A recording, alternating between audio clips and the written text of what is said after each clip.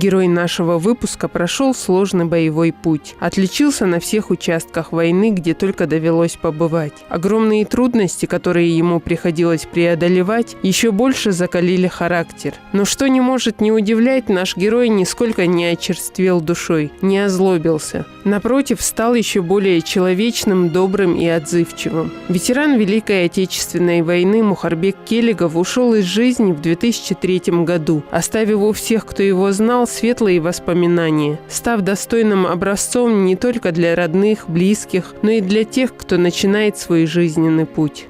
Как и многие свои сверстники, Мухарбек с детства грезил армией. Он буквально уговорил приемную комиссию, и, несмотря на недостаточный возраст, его отправили на службу. Келигов Мухарбек Успеевич родился в 1919 году в селении Кантышево. В 1939 году, после начала Второй мировой войны, его старшего брата призывают на срочную службу. И он вместе с ним добровольцем уходит в рабоче-крестьянскую Красную армию. Армия будет, она причуден var. Шесте koyahız var. Военником, вaqt azıqti. Çuzi hına rastoru bataskiri tank düşüyen tadaktır. Halı bunu Ahmet diye soyuyor. Tadaktır. Yuhu diye hına zevlini yani yer seveski adıl deli. Yer seveski adıl zekon deli. Soyuh vakit yani nahık zevlini yazıyta armiyor. Soğar çuti barış bahar. Мухарбек Келигов был направлен на Дальний Восток. Вначале он попал в военно-строительный отряд.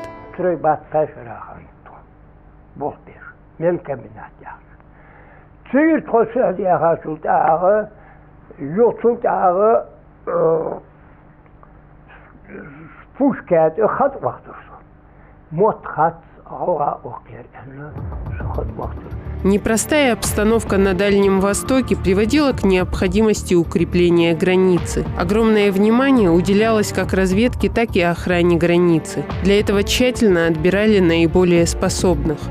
В начале войны Мухарбек был направлен в конную артиллерию в город Благовещенск. Его направляют для службы на Дальний Восток охранять границу с Японией по реке Амур. И, будучи на боевом посту, он отличился, задержав диверсанта, который пытался отравить воду. За этот поступок, проявление внимательности и бдительности как пограничника, ему была объявлена благодарность. Город Благовещенский отправить на кавалерию. Кавалерия город, отправить здесь фордут. هنا الحدي هنا وقش صنوف بيدي هنا حازدير حيواسير لاش كيما الحال حيواسير المتية تكلي هنا يقع وغا نبلو ذات دير وصهات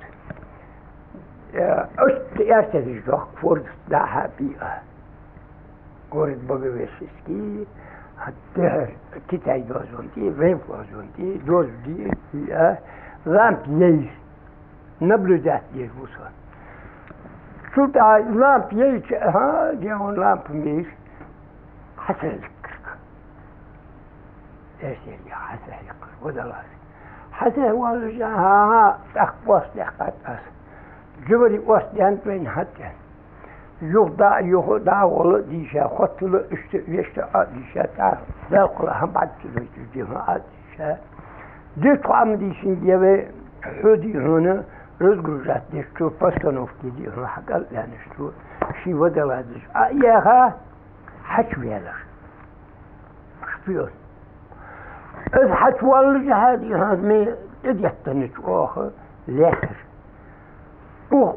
بيك اشتيبي مو دحر دواتن أخكاتش شد أتخوض إزغيرتش أتخوضتش دا العقلاتي هم أيحكا وشيش أتخوضتش كل جزء كان يستيقظن أكتمات حياقات شد أخكال يوخ دام تبتاج والي دام تبتاج وش تبتاج وقتن تلقى وزوليا وزا هاي هات شد أيوخ هذا شد гарнизонный хальчуги. Sen doğdiyat ayır.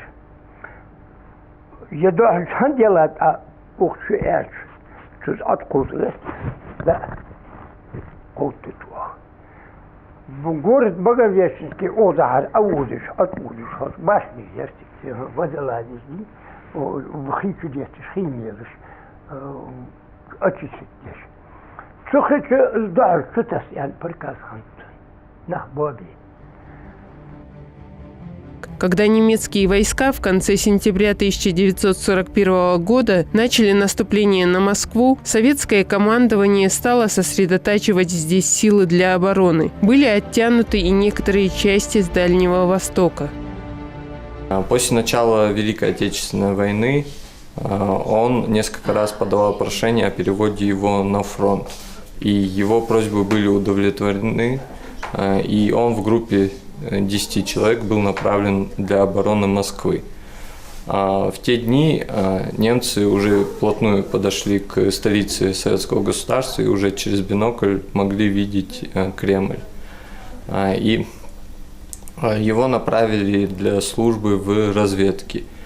В течение нескольких месяцев он участвовал в операциях, разведывательных операциях по захвату важных военнопленных. Под Москве отправить для прибытия Москвы дехкатбо. Итцек ванушон. Тадиша раски вархаван. Чо раски шун да вахакула хамчо. Но опыт нукез дохьярсук. Чута отдел халхашо дор тотая притива, шитива жат блин валево. Затем случилось очень тяжелое ранение в голову, из-за которого он очень долгое время провел в госпитале в городе Куйбышеве. Как только Мухарбек оправился от ранения, он сразу же вернулся на фронт. Продолжил службу в составе 491-го стрелкового полка 159-й стрелковой дивизии. После возвращения на фронт он участвовал в оборонительных и наступательных боях по Ленинградскому и Прибалтийскому направлениях. Ему повезло то, что его командиром был дважды Герой Советского Союза подполковник Колесников, который проникся уважением и добротой к нашему земляку и всячески поддерживал его в трудные минуты. Под его командованием он несколько раз отличился и получил благодарность. Первый раз это было, когда его при наступлении немцев ранили в обе ноги, но он не растерялся и, проникнув в тыл врага, выкрал у них несколько десятков лошадей.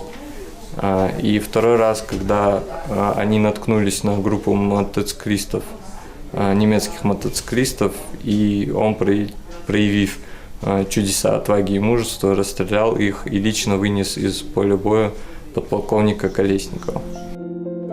Мухарбек всегда находился на передовой, в самом эпицентре военных действий. Не раз был ранен. Нашему герою повезло с командиром, который ценил его редкие человеческие качества – мужество, самоотверженность и старался, чтобы заслуги были отмечены. У Мухарбека множество наград.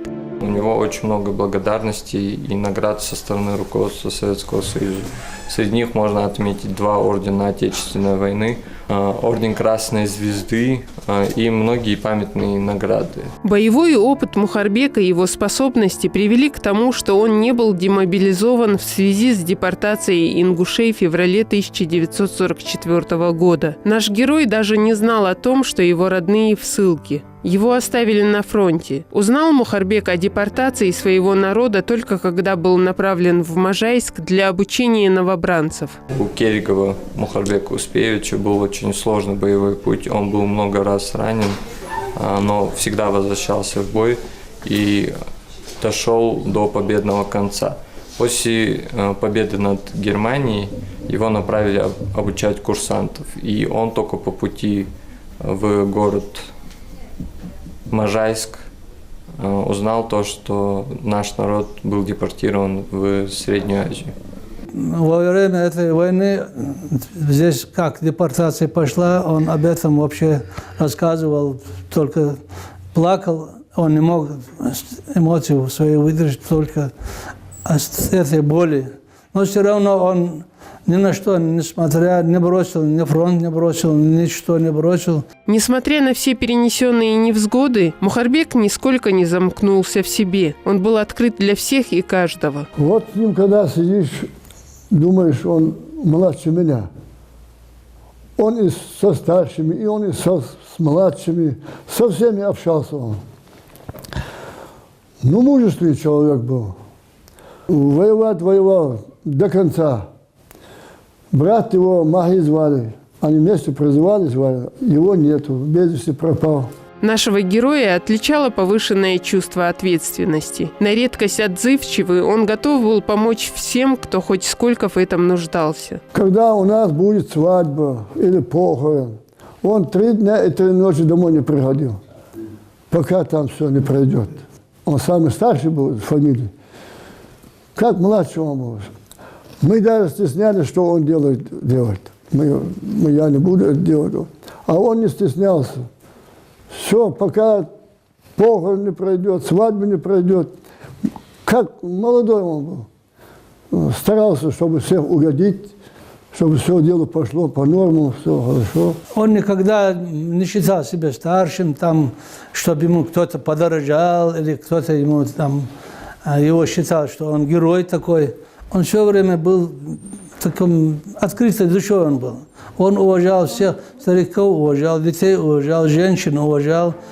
Казалось бы, трудности, пережитые в армии и на фронте, должны были отразиться негативно на отношении Мухарбека к военной службе. Но напротив, он считал военную подготовку необходимой для каждого мужчины. Он всем вот нашим фамилиям, молодым, рассказывал: будьте молодцами. Я воевал, не боялся ничего, ни пули, ничего не боялся. И вы должны так мужественно в армии пойди. Там хорошего все учат, мужественно учат. Будете дома сидеть возле печки, с вас человек не будет. Вы должны перед людьми воевать, работать. Ну, он со всеми общался, конечно, с молодыми, со старшими. Не давал, что сам вид старший. Молодец был Мухарбек. Он всегда рассказывал, что когда он отправился на войну, отправлялся, его никто не наставлял. Его брата, его старший брат был еще. Они вдвоем добровольно ушли, и как они вместе не были. Ушли, но на войне они не вместе были. Но он всякие трудности, которые рассказывал, он ни о чем не жалел. Он даже гордился тем, что он попал на эту войну, то, что он сам, что он видел, то, что он никогда не забудет.